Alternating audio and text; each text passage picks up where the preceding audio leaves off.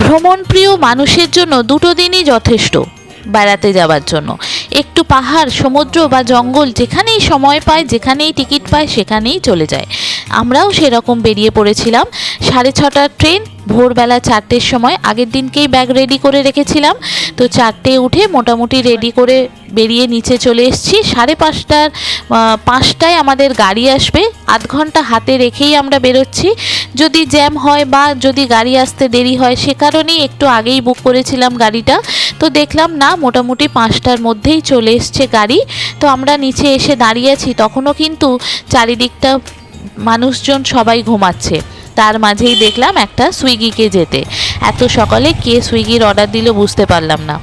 আমাদের গাড়ি এসে গেছে ঠিক টাইম মতো। এবার আমরা রেডি হয়ে বেরিয়ে পড়লাম হাওড়া স্টেশনের উদ্দেশ্যে। ইস্পাতে যাব। ইস্পাতের ট্রেনের টিকিটটাই ফাঁকা ছিল, আর কোনো ট্রেনের টিকিট ফাঁকা ছিল না। দুটো দিন ছুটি ছিল আর রান্টু দুটো সিএল নিয়েছিল, যার ফলে 4টে দিনের জন্য আমরা ঘুরতে যাচ্ছি।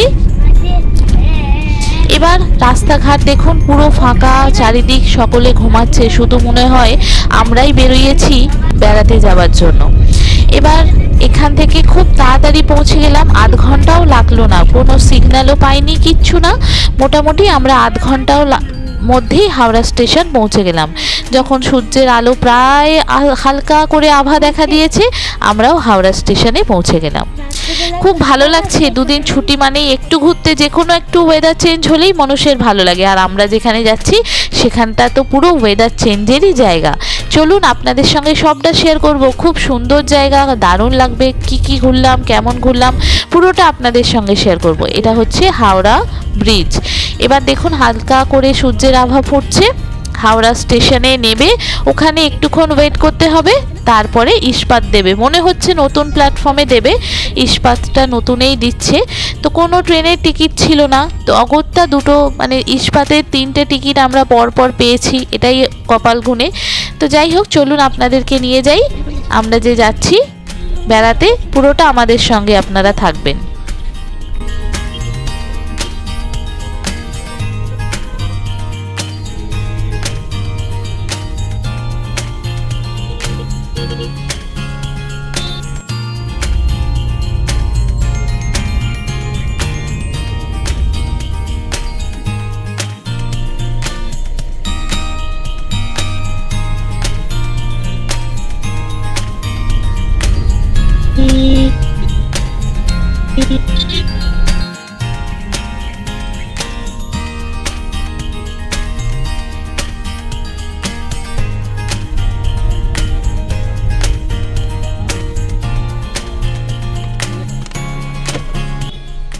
হাওড়া স্টেশনে নেমে পড়লাম, এই দেখুন।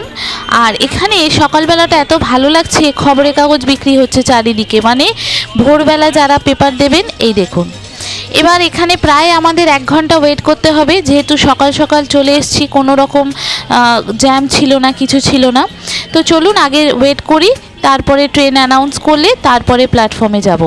তবে এই যে সকাল সকাল কি ভালো লাগছে, একটা অন্য জায়গায় যাওয়া মানেই মনের খুশির আনন্দ, সেটা পাহাড়ই হোক, জঙ্গলই হোক, আর কোনো ওয়েদার চেঞ্জের জায়গায় হোক না কেন। তো এইখান থেকে সোজা চলে যাব হাওড়া স্টেশনের ভিতরে, সেখানে ওয়েট করব। এটা হচ্ছে রিটায়ার রুম। হাওড়া স্টেশনে যদি রিটায়ার রুমে আপনাকে তো কোনো কারণে রাত্রে বা থাকতে হয়, এখানে আপনারা ফোন করে বুক করতে পারেন। এবার এখানে যেহেতু চেকিং হচ্ছে, আমরা মাল জিনিসপত্রগুলো চেক করিয়ে নিয়ে একদম ভিতরে চলে গেলাম। এখানে বসে ওয়েট করছি, তারপরে অ্যানাউন্স করলে প্ল্যাটফর্মে যাব। তবে মনে হয় নতুনে দেবে, কেন নতুনেই দিচ্ছে।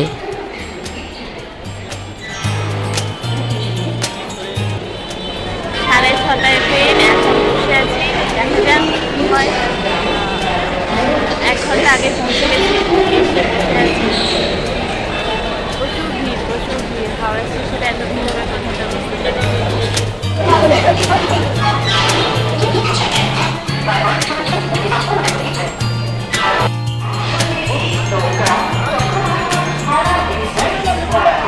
ট্রেন অ্যানাউন্স করে দিল 18 নম্বর থেকে দেবে।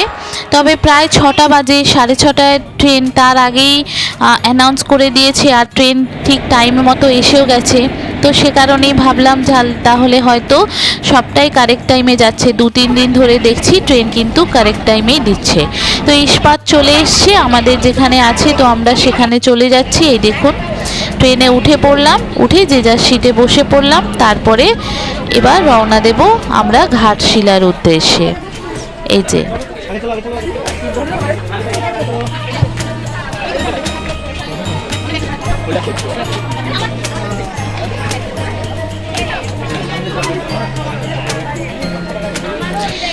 একদম কারেক্ট টাইম 6:30তেই ট্রেনটা ছেড়ে দিল।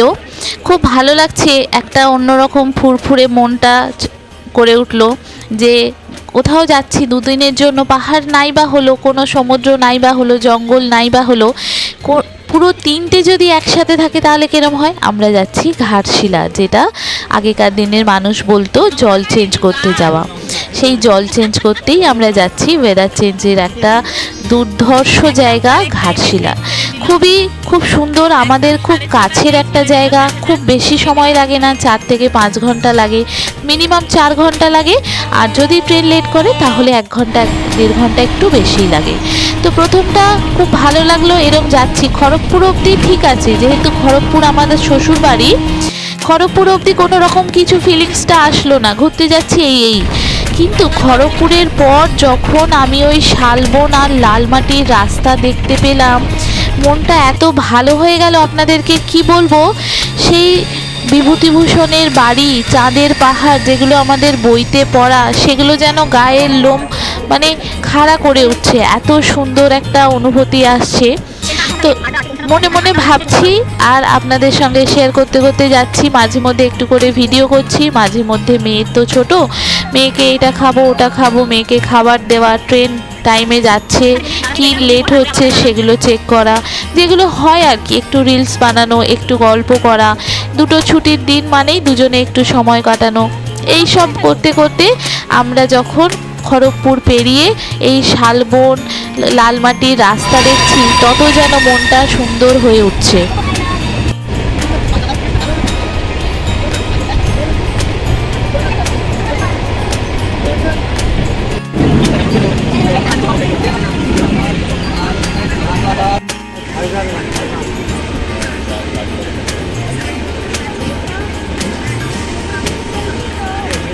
এখানেও 2 মিনিট দাঁড়াবে, এটা ঝাড়গ্রাম স্টেশন, এখানে 2 মিনিট দাঁড়াবে, তারপরে আবার চালু হবে। ট্রেন 1 ঘন্টা 45 মিনিট মনে হয় লেট আছে।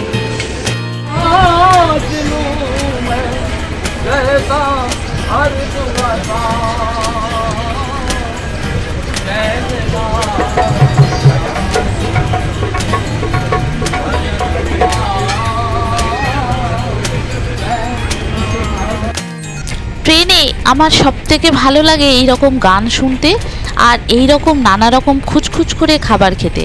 নয় ঝালমুড়ি, নয় চিড়ে ভাজা, আর কত কী যে দেখবো। রান্টুও খেলো পনির পকোড়া, চপ, এগুলো সব খেতে থাকলো। এসব খেয়ে দেখতে দেখতে এই শালপিওলের বনের পাশ দিয়ে আমাদের ট্রেন ছুটে চলেছে ঘাটশিলা। তো অগত্যা 1 ঘন্টা লেটের পর আমরা পৌঁছে গেলাম ঘাটশিলা স্টেশন। এই যে স্টেশনে ঢুকছে গাড়ি। এবার এখান থেকে নেবে, যেহেতু হোটেল আমাদের বুক করা নেই, হোটেলও খুঁজতে হবে। তো এই যে চলে এলাম একদম স্টেশনের সামনে, আর এই যে ট্রেন প্ল্যাটফর্মে ঢুকছে। এবার নেমে পড়ব, ঘাটশিলায় নেমে পড়লাম। এইটা হচ্ছে ঘাটশিলা স্টেশন। এই ট্রেনটা সোজা চলে যায় টাটানগর। তো আমরা ঘাটশিলাতে নামলাম, এরপরে যারা টাটানগর বা আরও অন্য জায়গায় যেতে চান এই ট্রেনটা যায়। তো ঘাটশিলা খুব সুন্দর একটা ওয়েদার। তো এখান থেকে আমরা স্টেশনে প্ল্যাটফর্মের ফ্লাইওভার দিয়ে উঠে একদম 1 নম্বর প্ল্যাটফর্মে যাব। ওখান থেকে আমরা হোটেল খুঁজবো। আমরা থাকবো স্টেশনের কাছেই। যদি কেউ এখান থেকে অন্য অন্য জায়গায় থাকতে চায়, সুবর্ণরেখা বলুন বা অন্য অন্য কোনো রিসর্টে থাকতে চায়, তারা স্টেশন থেকে অটো টোটো গাড়ি প্রচুর আছে, যেতে পারে। তবে আমরা স্টেশনের কাছেই থাকবো।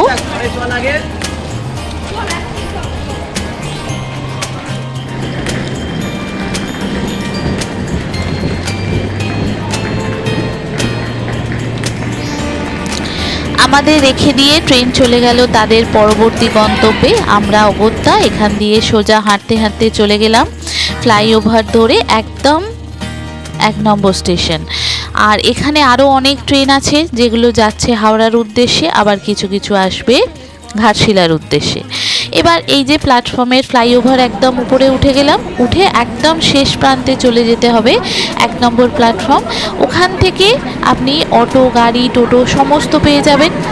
আর এইখানে যে রুমগুলো রয়েছে, এখানে স্টেশনের যে ওয়েটিং রুম, নামেই ওয়েটিং রুম, সবকটা ওয়েটিং রুম কিন্তু বন্ধ। এসি ওয়েটিং রুম বলুন যা কিছু সবই বন্ধ। আমাদের এখানে টাইম দেখাচ্ছে প্রায় 11টা 10টা 23 নালে 11টা এরকম টাইম দেখাচ্ছে। আমরা ঘাটশিলায় পৌঁছালাম। এবার এখানে আমাদের হোটেল ঠিক করতে হবে। এই যে সব রুমগুলোই কিন্তু চাবি দেওয়া, আমরা যে এখানে ওয়েট করব কেউ ওই প্ল্যাটফর্মেই ওয়েট করতে হবে। এই যে রুমগুলো রয়েছে ওয়েটিং রুম সব বন্ধ। এবার এখান থেকে একদম সোজা রাস্তা, কেউ যদি নাও জানে তারাও জানতে পারবে যে লোক যেখান দিয়ে ভিড়ে যাচ্ছে, একদম স্টেশন কাউকে জিজ্ঞেস করবেন এই যে নামছি এটাই হচ্ছে ঘাটশিলা স্টেশন। আর এখান থেকে আপনাকে দাম দর করে অটো, টোটো, রিক্সা যে যেখানে যেতে চান আপনি চলে যেতে পারেন। তবে স্টেশনের কাছে থাকাটাই একটু বুদ্ধিমানের কাজ। এখানে সব সময় আপনি ট্রেন পাবেন, অটো, রিক্সা, টোটো সব কিছু পাবেন। খাবারের দোকান প্রচুর আছে। আর এখানে আমরা হোটেল দেখব, চলুন আগে হোটেলটা খুঁজে দেখি কি হোটেল কী রকম কি পাওয়া যায়, দাম দর করে দেখি কততে হোটেল পাই, সবটা আপনাদের সঙ্গে শেয়ার করব। চলুন।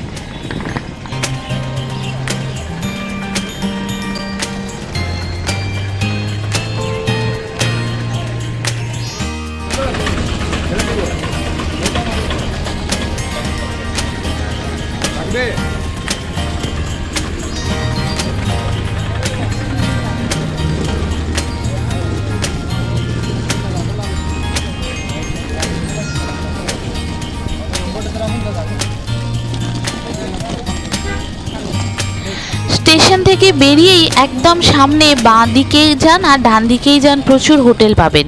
তো এখানের মধ্যেই আমরা প্রথমে এই যে হোটেলটা, একটা বড় মতো হোটেল দেখতে পাচ্ছেন, এই হোটেলটায় গেলাম। তো এখানে রুম আমাদের পছন্দ হলো না। তো হোটেলের সামনেই একটা রিক্সাওয়ালাকে দেখলাম, উনি বললেন আমাকে 10 টাকা দেবেন, আমি 3-4টে হোটেল ঘুরিয়ে দেখাবো, যেটা পছন্দ হবে আপনারা নেবেন। তো প্রথমে ভাবলাম 10 টাকা নেবে বলছে, তো চাই চলুক বলে রিক্সায় উঠে পড়লাম। উঠে ও আমাদের 2-3টে হোটেল দেখালো। তার মধ্যে এই যে আমরা হোটেলে এসছি, এই হোটেলের রুমটা আমার খুব ভালো লেগেছে। পুরোটা আপনাদের সঙ্গে শেয়ার করব। হোটেলটা ঢুকলে আপনি নিজের বাড়ির ফিলিংস পাবেন। তো অগত্যা হোটেল মানে রিক্সাওয়ালাকে আমরা 10 টাকার জায়গায় 20 টাকাই দিলাম, বললাম তুমি রাখো, ভালো একটা হোটেল আমরা পেয়েছি। এটা হচ্ছে এই যে অজয় লজ, এই হোটেলটা আমাদের সবথেকে বেশি ভালো লেগেছে। আপনাদেরকে হোটেলের পুরো রুম টুম সমস্তটা ঘুরিয়ে দেখাবো। খুব সুন্দর, রিজনেবল প্রাইস, খাবার দাবারও পাবেন।